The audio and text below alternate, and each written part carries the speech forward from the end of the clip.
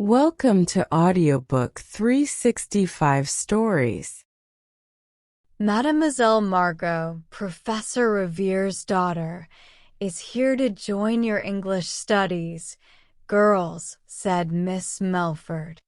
She introduced a tall girl with a kind, sweet face on a May morning when school started. The new girl smiled politely and sat in an empty seat next to me. We all looked at her kindly. She was wearing a black dress because her mother had recently died. Her father, our French teacher, was living away from his home country because of politics. He had lost his big house and land near a city called La Ville Sonnante, which means the ringing city. In her own country, Margot would have been an important lady. But her father had upset a powerful leader during a change in the government. Miss Melford's students thought Margot looked like someone who should live a grand life, and they believed she would fit that role perfectly. Mademoiselle Margot quickly made us all interested in her life. She talked a lot about her past, and we liked her stories. She spoke with so much feeling that we felt close to her and wished for good things to happen to her. Imagine, she would say, our home, Mont Desert, on a summer day. The grass is soft like a carpet. The trees are full of beautiful leaves. Birds sing in the branches. Bees buzz in the flowers, and water flows in the fountains. Maman loved it there, and I did too. The people in the village loved us, and we loved them. Maman always said, a little sunshine, a little love, and a little kindness make life beautiful. Even if we were poor, walked instead of riding horses, and ate simple bread instead of fine food, we would have been happy because we were with our people. But now, at this point, we would all gather around her. We imagined a handsome prince coming into her life, giving her back her home, Mont Desert, with all its beauty. And, of course, he would give her his love, too. Margot had one small flaw. She was very proud. She felt proud of her father and for her father. She often reminded us that he was, as she said, a great gentleman. His family had fought bravely in wars, worked for kings, and married noble women. I noticed this about Margot one day during our daily walk. We passed a large red brick house. It stood alone in its own garden. It wasn't just a nice house. It was a mansion, a big, fancy home. Everything about it showed wealth.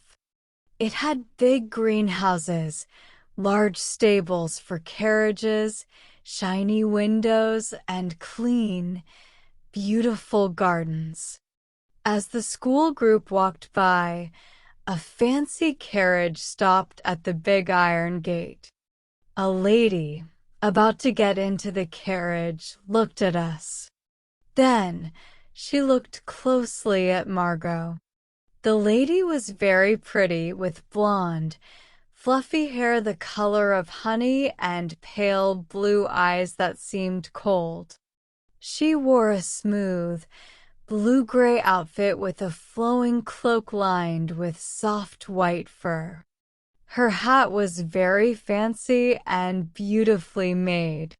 She looked very different from Margot, who was wearing a simple, plain black coat and dress, with a small black hat decorated with white flowers. I didn't like the lady. She seemed too cold and proud of her money.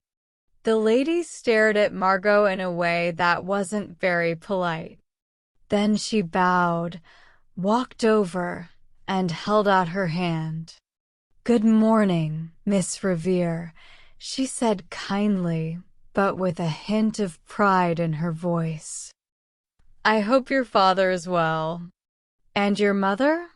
"We have been so busy with guests that I haven't had time to visit or send a message.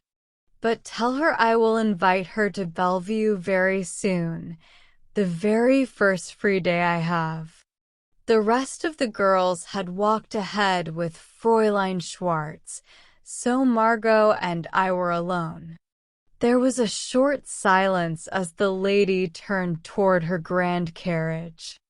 Then Margot spoke, her voice trembling with both sadness and anger. "Mrs. Seawood," she said, "there is no need to visit anymore. Maman has gone to a place where no one will look down on her because she was poor." The lady's face went pale. She looked shocked. After offering some stiff words of sympathy, she spoke to her coachman. As Margot and I continued walking, we heard the loud clatter of the horses' hooves as the carriage moved quickly down the long driveway. Sometimes it is better to stay quiet, and this was one of those times. I didn't say anything until we reached a wooden gate. Margot stopped there, leaned her arms on the top, rested her head, and cried like a little child. I put my arm around her to comfort her. "Margot, dear," I whispered, "why are you crying?" She explained that her father used to teach Mrs. Seawood's son, who was very small and often sick. The professor had cared a lot about the boy because he was shy and had poor health. After the boy died, Margot said, his mother seemed thankful for the kindness my father showed him.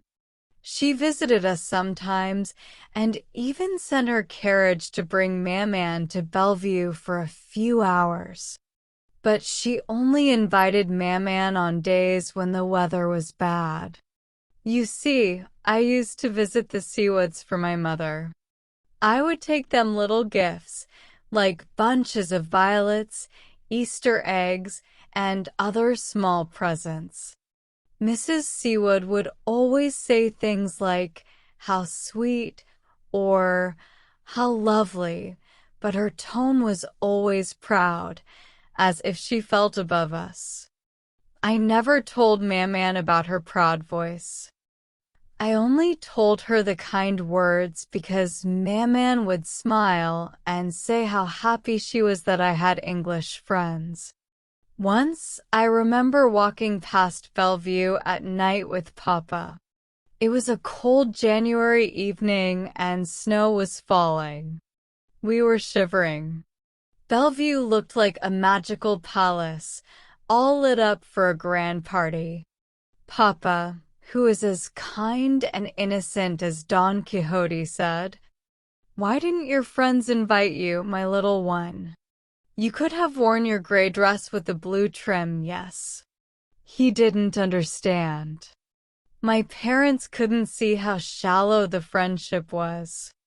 They didn't know that others could be so unkind because they were too good-hearted themselves. But I could see it. Maybe my proud heart, not as pure as theirs, made me notice and feel hurt by it. Still, I couldn't tell them the truth. I let them think I had real friends, even though it made me sad inside. To be proud and also need help from others, Gloria, is to feel very poor. But I must defeat my pride. Miss Melford said in scripture class this morning, "The one who conquers their own proud heart is greater than the one who captures a city." Then Margot linked her arm with mine and said softly, "The good God has made me poor, but he gave me one talent. I can paint.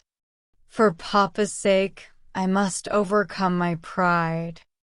I must fight evil with good and work to win over my own heart.